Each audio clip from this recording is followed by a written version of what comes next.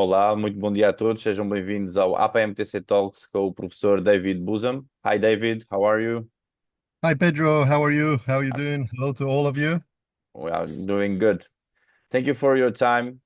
Uh, Hoje nós vamos fazer aqui uma pequenina introdução a uma metodologia que tem vindo a ganhar expressão, a teoria polivagal, e vamos ter uma apresentação com cerca de 15 minutos. Depois teremos espaço no final para perguntas. Agradecemos a todos a presença e David, the floor is yours. When you're ready, go ahead. Okay, so hello everyone.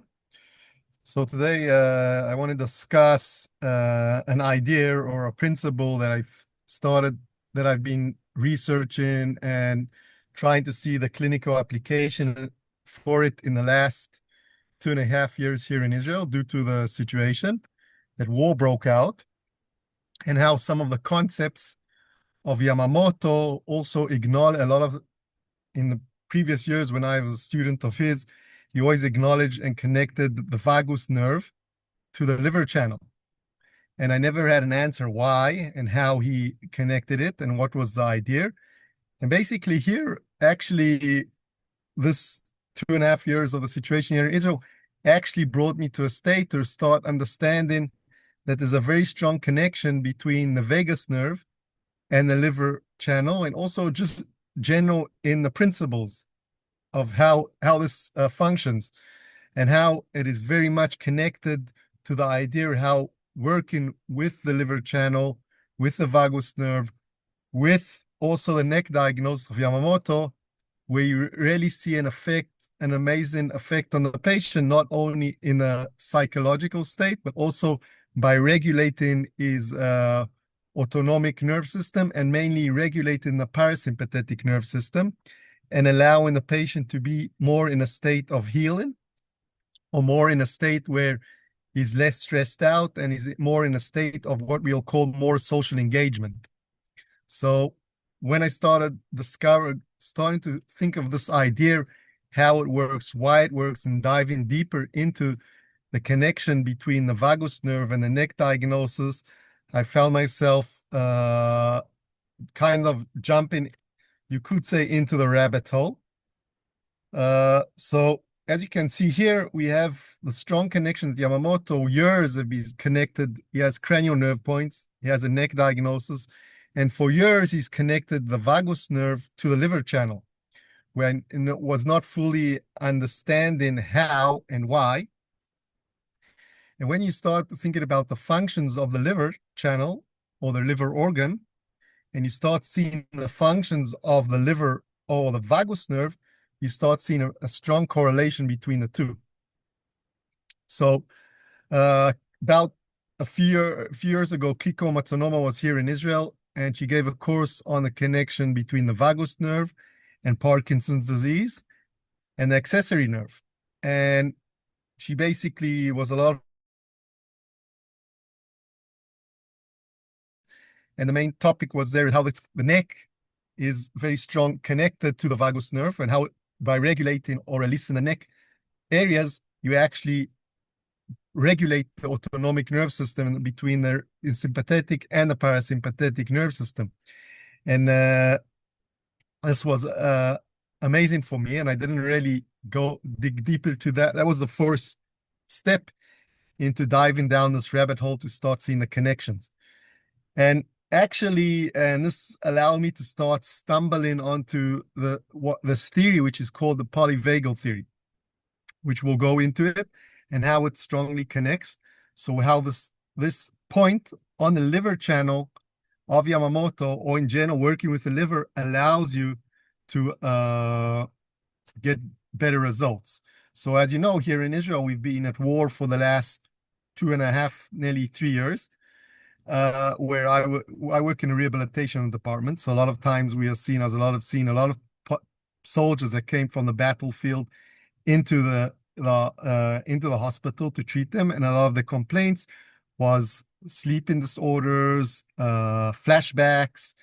But what you could really see that the whole nerve system was hyperactive, very alert, very attentive, and very full focused on the sympathetic nerve. They were in a defensive mode. You could see that the Tai Yang was very much here in hyperactivity, very alert. Okay, and what I started seeing when I started using a bit of Yamamoto, especially to treat the pains and the aches and pains, that the neck, there was a lot of tension in the neck, mainly in the liver point of the neck, which is actually, if you're familiar with the trigger points, you have 3 trigger points on the sternocleidomastoid muscle, and the center point, which is recognized as the liver diagnostic area, was very, very sensitive, very, very tender. You could even put slight pressure there and it would say, oh, it's very tender. And when I use the liver point, the cranial nerve or the epsilon point of the Yamamoto, we saw the neck relax. And actually the patient said that that night he slept a lot better. He was a lot more relaxed. And even after needling, you could see that it was like kind of puncturing the bubble, and the patient got into a state of relaxation. So actually what I was doing is in some manner activating the parasympathetic nerve system. And this is in our courses today, in the last few years, last year, you could say, of Yamamoto new scalp acupuncture, we really go deeper into depth of the neck diagnosis and its importance with the cranial nerves and the epsilon points and how each point is connected. This is actually very unique for our course, which we'll be coming to give in January in Portugal. So it's very new. So even if you learned Yamamoto, even if you learned from me in the Portugal Yamamoto in the past, this is like new stuff that is not being taught, and we'll be teaching it to a deeper level. But back to our topic, going to the idea of the liver channel. So just before we go into it, let's look at the liver channel for itself. Its channel itself, how the channel goes, mainly the main channel. So the main channel starts from the big toe, goes up through the inner part of the leg, connects with the genitals, goes up through, connects with the liver, the gallbladder, and then from there goes up, crosses through the chest, through the throat, through the eye, and then into the brain. Okay, so and then you have the inner channel that also connects with the stomach and also connects with the lung. Okay, so we have this channel there is very much connecting with all parts of the body, of the upper jaw, middle jaw, and lower jaw, and also the brain itself. Okay, now let's take, for example, the vagus nerve. Just look in the pathway of the vagus nerve. So the vagus nerve actually starts from the brain, from cranial nerve. The cranial nerve number 10 originates in the brainstem. From the brainstem, it comes out, kind of divides into 2 sections. We'll speak about that. That's more of the polyvagal theory. 2 parts, but actually connects with the nasopharyngeal area, with the throat area. Okay, connects with the lungs, with the heart, and then the whole digestive system. Okay, so seems very much familiar to how the vagus channel, vagus nerve, and the liver channel, just in the pathways, how they're very strongly connected to different parts of the body and different organs and different areas. And the idea is that if we have the autonomic nerve system, we have the sympathetic nerve system, we have the parasympathetic nerve system. Okay, the sympathetic, you could say, we connected to the bladder channel. Think that we activated, we're in a protective mode, we are in fight and flight, or in a state of survival. Okay, when that's fully activated, we don't want to communicate with anyone. We just have our goals, our target, and this is what we want to do, and we're less socially engaged. Think about it, in the West, it's like the Wei Qi is going to the Tai Yang, and we're in a protective mode because we have to do our daily tasks, come home, cook, whatever, we're in these daily tasks, and we kind of don't want to be bothered. And we also have to work and bring an income home. So we could say in the West, we very highly activated the bladder channel, and the bladder channel, or the sympathetic nerve system, comes out of the spinal cords. That's where it influences all these organs. All the blood is flowing to the muscles and keeps us highly alert and attentive. Okay, that's one part of the autonomic nerve system. So you could say heart rate goes up, breathing becomes a lot faster, blood flows to all the muscles that keep us more alert. We actually more Our eyes are focused, our ears are focused, our face is focused. We all focused on what's coming next, okay? So that's one part. And then we have the parasympathetic nerve system, and it's known actually that which is rest and digest. If we go back to school, we learned that the idea of rest and digest, actually, it turns out we become less and less alert. All energy or blood flow goes to the internal organs and mainly to the digestive system. And now we are more focused on digesting and resting and relaxing. And when that's activated, we're more in a relaxed state. But now go into the idea of what this polyvagal theory, and think about the idea of the liver. What does the liver do?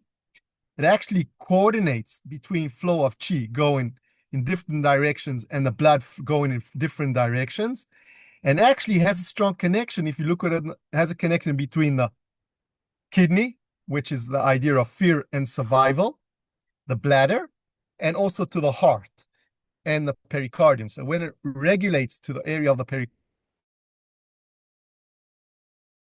pericardium heart, that's where it can actually influence raising blood, making blood flow faster and energy flowing to the externally, but also relaxing us, lowering the heart rate, putting us in a more attentive and relaxed mode, and calming us down. And the same idea, if it has an internal channel that goes to the lungs, then through the lungs, actually, we can play with our breathing and actually activate us to be more in fight and flight, breathe faster and get the heart rate also pumping. But at the same time, we can actually start breathing slower, take deep inhalations and exhaling very, very slowly, and slowly, it also causes us to relax. So that's the connection with the lung. And also the connection with the pericard, which has also the connection of the emotional state, which is actually can think about the pump that covers the heart and raises or lowers heart rate due to that connection. This is Chinese medicine, basically Chinese medicine. And then we have the stomach and the spleen, which is the connected digestive system. When it's activated, we have that regulation. It actually helps the functions of the qi to go up or the qi to go down or the qi to go sideways, and their blood flow to all the genitals, which also, when that's activated, we're more in a relaxed mode, and the kidneys, and etc.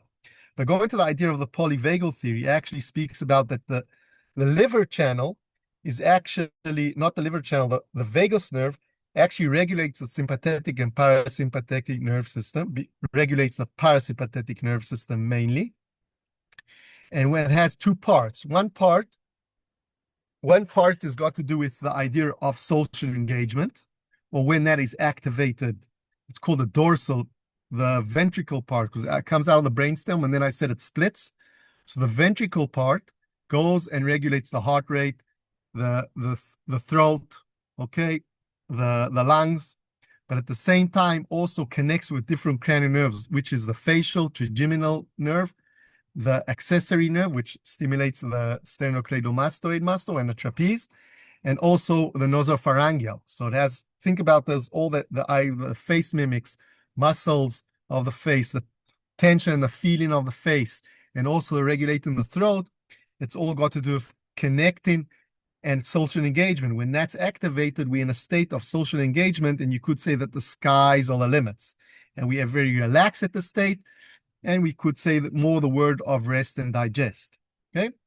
There's another part of the vagus nerve, which is actually more of the survival mode, the survival state. If we think of the idea, this is developed in mammals, okay, which now the ventricle part is myelated, so we have more control of it. And then the area that's or the vagus nerve that regulates the area below, or innervates the area below the diaphragm, is connected to the digestive system. And that we have no control of, okay, basically, of what's happening there. Because like upper area, I can play with my breathing or my voice or my face mimics, or even massage my face, and I'm kind of controlling what's going on there. The digestive system, in some manner, I don't have any control of it, okay? And that's actually more of something that evolution-wise is unmyelated, the nerve, and it's got to do more to the state of primitive instincts of us when we were reptiles. And then what if you could say that when an animal or an insect, or the days of Imsa, the sympathetic nerve system was kind of activated, and the body could not endure it anymore, what would happen? We would freeze and shut down. Okay? So actually, the polyvagal theory speaks about that the part of that shutting down and kind of giving up and playing dead is actually the dorsal part of the vagus nerve. And it's more instinctive, our instincts from when we were reptiles. And when we get stuck in that mode, when a patient gets stuck in that mode, first of all, he doesn't have control. It usually happens after trauma. He might get stuck in that mode of the dorsal part of the vagus. And then actually in that state, when he gets stuck, he might be secluded, closed in, doesn't want to communicate with anyone. He doesn't want any contact with anyone. Okay. So basically, it kind of gives up, and that's it. That's the day-to-day life. Now think about soldiers or infantry that be in high levels of stress and they develop trauma. And now every time and then something triggers off the nerve system and causes them to an anxiety attack or whatever, or hyper or heart rate pumping, having digestive disorders, IBS, and etc. Because the immune system is in a high level of stress, and some stain, the body cannot sustain it anymore and shuts down. And if it's not treated, slowly they start closing down and being more secluded, and they develop post-traumatic stress disorder. Okay, and they don't want to be kind of very closed in. This happens to us on a day-to-day life. Think about that. We might be very happy in the day. Something we don't like happened during that day. We lose our confidence, and slowly we start getting secluded. That's actually activation of the parasympathetic nerve system, mainly of that dorsal part. But usually we come out of it. How do we come out of it? The sympathetic nerve system activates us, kind of gives us a kick in the ass, and we start moving, and slowly we're moving back into ventricle mode, and we kind of start seeing things that the sky's the limit.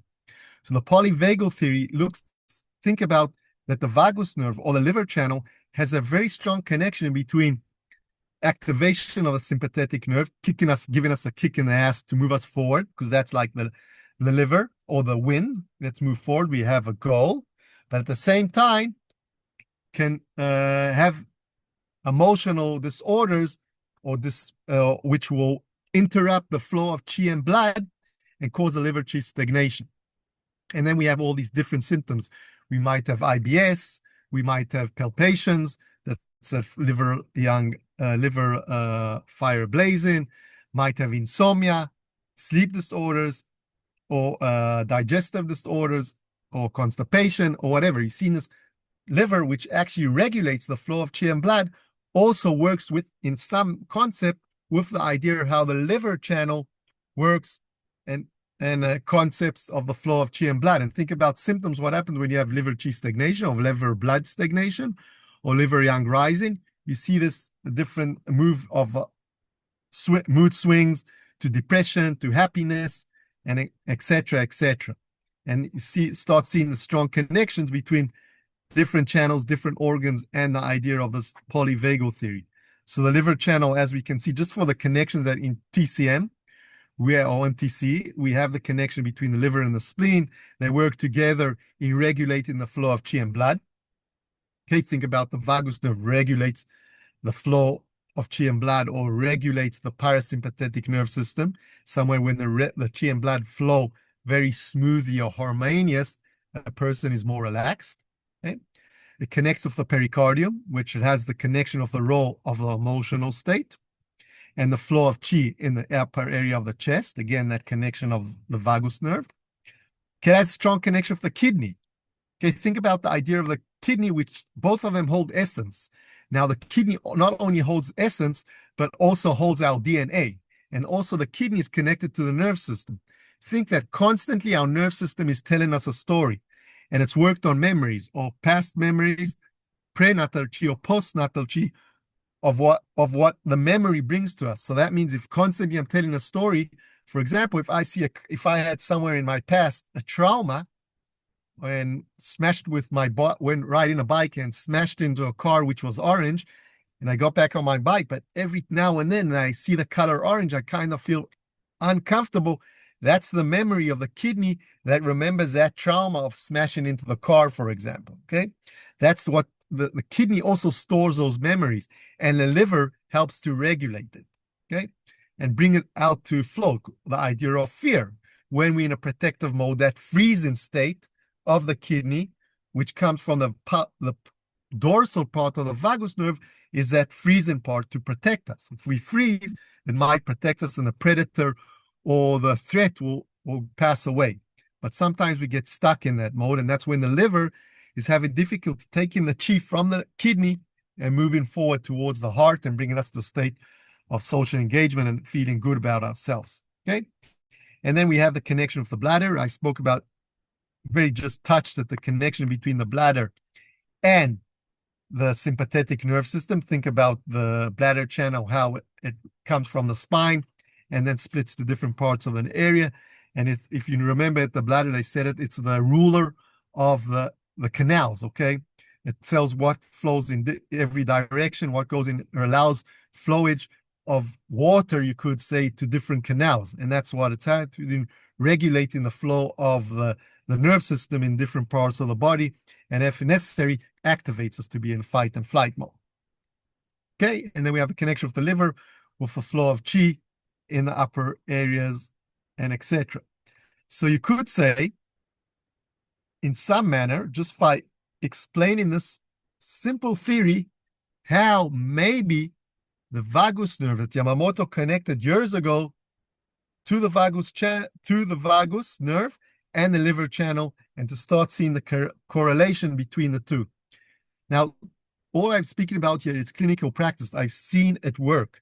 Also, when I see a patient in high levels of stress, even by working on the liver channel, and we know it, I'm relaxing it. And I start also in the hospital, that my work, also in my clinic, I see a lot of influence of the liver. Think about the liver. It's this general. What does this general do? What likes to be like flowing in the wind very, very calmly and softly, just like a tree.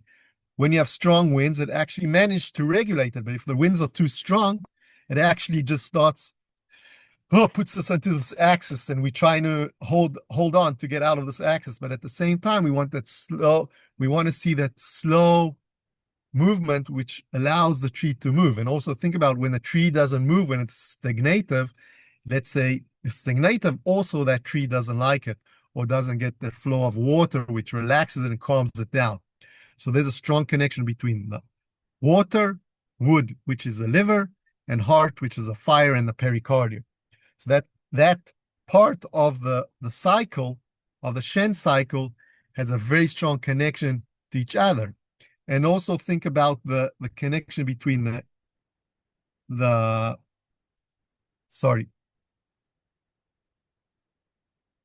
metal and the wood, okay? One is what I want to be and be happy, and one is, no, you got to stay down here, put you down on the ground, okay? And you always have that discussion between the two when you live in that lifeline is the running between the metal and the liver. One wants to be free and one wants to hold it in place. That strong connection, where the connection of the water fire is more the cycle of renewal. Okay, so we always have those cycles in between each other. And in the end, what we do with the Yamamoto new scalp acupuncture, we actually regulating the liver channel, or regulating between the parasympathetic nerve system and the sympathetic nerve system through the neck by working and relaxing the neck. So if you want to learn more about this idea and more about this principle and concept, we'll be coming to Portugal in January, and we'll be teaching this new topic. So thank you very much. Do you have any questions? Thank you, David, for your time. Alguém tem perguntas ou gostaria de fazer alguma pergunta? Any questions to David about the subject or the future lectures in Portugal? Go ahead.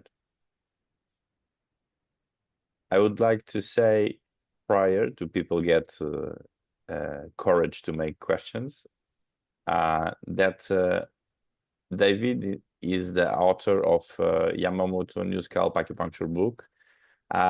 and the knowledge. He has a lot of knowledge already on hospital setting with Parkinson's and neurological diseases. So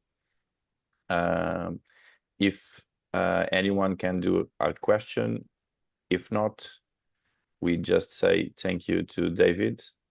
Just waiting for see someone. No, they are shy. Maybe Thank you Sunday. thank you very much for your time on a Sunday, and see you soon.